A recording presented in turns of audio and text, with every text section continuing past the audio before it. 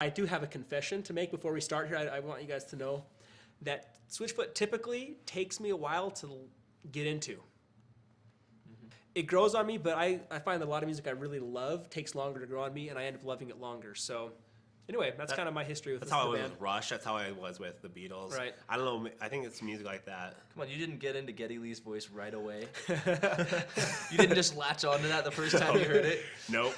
Yeah, like I laugh like the Beatles. Everyone loves the Beatles, right? But I didn't like the Beatles till I was 17 years old. We fought about this, I think. We fought about it. Yeah, I was like, I love Rush. I love Pink Floyd. I love Led Zeppelin. I hate the Beatles. 1, 2, 3, 4, 5. 1, 2, 3, 4, 5. 1, 2, 3, 4, 5. 1, 2, 3, 4, 5. 1, 2, 3, 4, 5. Fading West for me was a trip. It was an experience. It was not what I was expecting their next album to be for some reason. Fading West for me is an album that was hard for me to get into. And we're talking about this, getting out music that grows on you. And it did. It grew on me. But first listen to, I was not a fan of Fading West. And that was the reason why I was like, okay, we need to review this album together because I'm going to have a lot of things to say about this album, and I will. There are a lot of things about this album that give me pause. And I think the thing that really inspired me to do this review is because I was listening to the single when it came out for Fading West, which ended up being Who We Are. And I was scrolling through the comments to see what other people thought about it because I was kind of like a little surprised by this. I was like, I'm not entirely sure what I think about this yet. So I was going to say, okay, what do other people think about it? So I saw a comment that said, so what, is this like a older version of One Direction? And they'd already like had several replies being like, no, this is much better than One Direction. These guys have talent and all that. And I don't tend to. If you're listening One Direction, we're sorry. That's just what they said on YouTube. Yeah, I'm quoting here. The views and commentaries expressed herein are not necessarily those of this group. But they are those of this group as well. All the comments were like, no way. And it made me think though. I was like, well, I mean, I can see where they're coming from hearing the song and how they might think that. But you know, knowing Switchfoot's older stuff, and their more biting stuff, I know like there's no way, right? There's no way that these guys are at all similar to One Direction. But having heard that song alone, you could kind of think that. And as I was hearing the rest of the album, I was like, oh no, that commentator was right. This is really poppy. This is really different from their old stuff. And this is like first impression, mind you. And I texted Rylee, even before I had the idea of doing this, I was like, Rylee, I'm really worried. And then I texted Tyler, I was like, I think Switchfoot's getting more poppy than ever. Wow, that was a quick drop off there. Sorry. Went from saying a million things a second to suddenly, and now Rylee. But didn't you see the cues up there? We got this beautiful woman, by the way. We put it. We can't put her on screen because we get more views Yeah. just based on her. But she's holding up cues, and if you guys were watching, I'm maybe, sorry, I didn't even notice. I don't even know your I name. didn't even notice. Well, that's okay. Yeah, we'll talk later. Okay. Right. Okay. Sorry. Well, I'm similar to how you felt, and it's similar to what you said as well about whenever Switchfoot has something new, I gotta listen to it a bunch to be like, okay, I understand where they're coming from here. When I first heard it, now I will say when I first heard Say It Like You Mean It, I was like, this is a cool song. I hope that the whole rest of the album follows suit with how cool this is. I remember hearing it and going, this reminds me a lot of the album Pop by U2. Hearing that song and being like, it has that really just like groove, like the drums are just keeping it solid thing, and you know, like it's not like, I feel like Switchfoot has gotten themselves into this rut over the last several albums of just doing a lot of just straight quarter note da da da da da da da da type riffs, and this song breaks them out of that again, gets them back to the groove feel, which is what I really liked about Switchfoot. In the first place, and so that's really promising. I like that. Overall, I like the album. I like it probably better than anything I've heard since Oh Gravity from them. They've gone back to more of what used to be interesting about Switchfoot to me. And the other thing is that albums like Oh Gravity, like Nothing Is Sound, like even New Way to Be Human, had a lot of they had a lot of recurring themes within songs that would seem at the beginning of the song like an insignificant theme, but it comes back at the end as a main theme Right. that really pulls you in at the end of the song. Really just goes. Yeah. It's more than a hook. It's like grab your shoulders You're and throw talking you. in one song. Yeah. Because Within a even song. in one album, I've Oh noticed yeah, that. they do that Yeah. within albums There's too. a lot of that. No Way to Be Yeah. Human does that Yeah. with Amy's And- song and the end. And that's something that's really cool, and they've kind of gone back to that idea of recurring themes a little bit, and I think that helps you as a listener. It guides you through the whole song by song and throughout the whole album. It guides you a lot better. It keeps your attention. So, and I also think that this album had a much better mix of up tempo versus low tempo songs.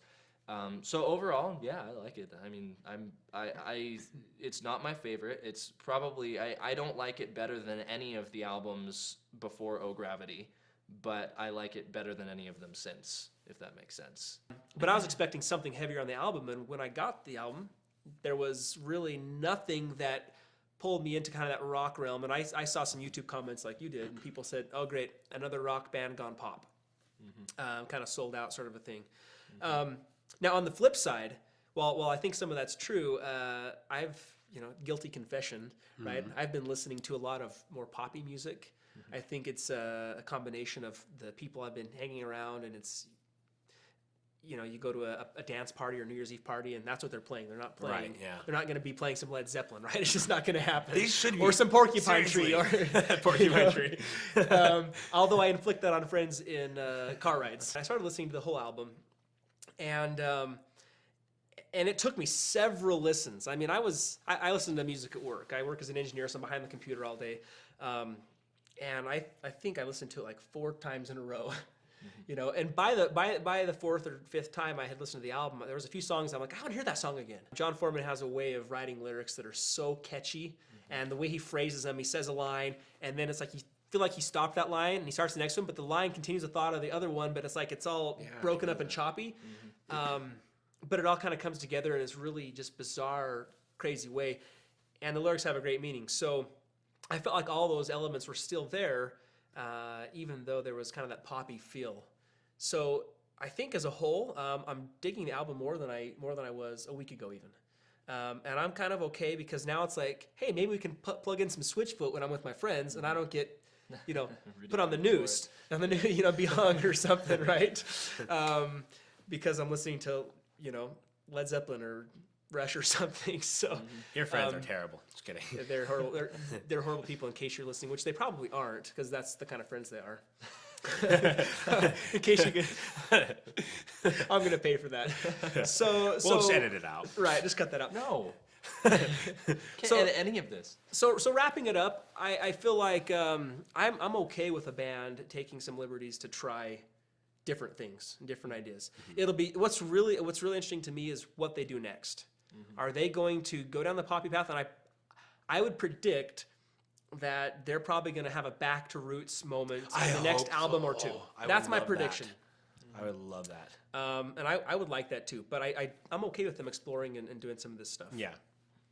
Yeah. Well, I mean, you look at every good band, and I mean, for I was the thinking most about part, this. I think I know what you're every going to good say. band Every goes through timeless their band, right. Yeah, every timeless band goes through their transitions. The Beatles. I mean, you look at the beginning of their career versus the end. So different. Completely. Led Yes, Zeppelin, absolutely. Rush, U2, Oh, Pink Floyd. yeah. Right. Even Journey. And whether you like or dislike Journey, they went through a huge transition from their earlier days. Versus like Frontiers and the stuff, the and like more what they're putting 80s out now? synthy stuff, and what they're doing now. Every good timeless band goes through their transitions, and I think Switchfoot is starting to take the necessary steps to become a timeless band. I hope so. Switchfoot is a band that deserves to be timeless. That's the thing here.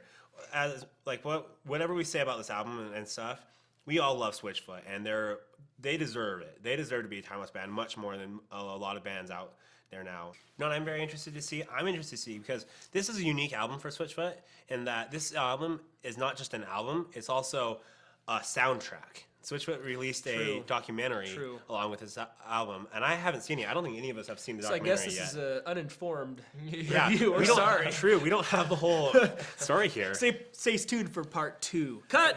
Do you have anything else to say? Well, I think that something that I like about this album that I feel like they didn't do as much on Vice Versus or Hello Hurricane. This is one of the main things that made me not as interested in either of those albums, is that on this album there's plenty of slower tunes, but the slower tunes, the more ballady type tunes that there are, they add a lot of really interesting things in, whether they be in the background, kind of off to the peripheral area of your hearing, or whether it's something that's right in the front, but it's not a main piece of the song. They add in enough extra things to the recording that make it really interesting. I think it's the way that this album was produced was very well thought through. There were a lot of places where I can tell as they were producing it, they recorded a song, they got all the bass track or the basic tracks, down, and they were listening back to it and going, this really just needs something else right here to make it more interesting to listen to. And I can tell they did a lot of that type of thinking.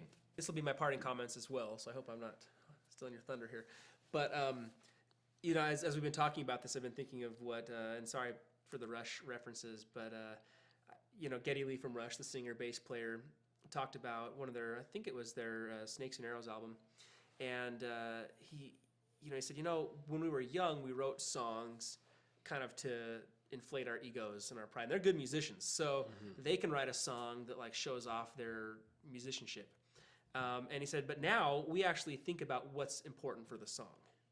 And so I feel like in this song and many of the other songs we've seen on this album, there's a story behind it, and I don't really know the story because I haven't seen the movie yet. So I'm hoping that that is the case, and that there is a story behind it, and it means something in that context. And so the song was written for that rather than to try and show off some other, to have a rockin' song. It was more about the content of the song, and so So time will tell for me when we watch the video, if that's the case. I think a Geddy Lee quote is definitely the best way to end off our summary of the Thanks for tuning in, everybody. We appreciate it. We'd love to hear your feedback in the comments section. Yeah, we definitely want to, as well as any interest in a single young man here that's strapping burly. I've seen him lift 100 pounds over his head. You can't lift me over his head. That's right. Thanks for watching. Keep rocking, Switchfoot. Listen to the album. Give it a fair go. As far as this format, future reviews, future things that you guys like, is kind of friendly, kickback, banter format. Or would you guys rather see something a bit more professional? Kind of what? Let's We could do it Star Wars themed if that would help. I have 2 lightsabers upstairs. We could, yeah. I know somebody who has a stormtrooper costume. Okay. We could do it. Travis? Yes. Okay. We just started. All right. Throw your bone, Travis. All right. There we go. See you guys. All right. Take it easy right now.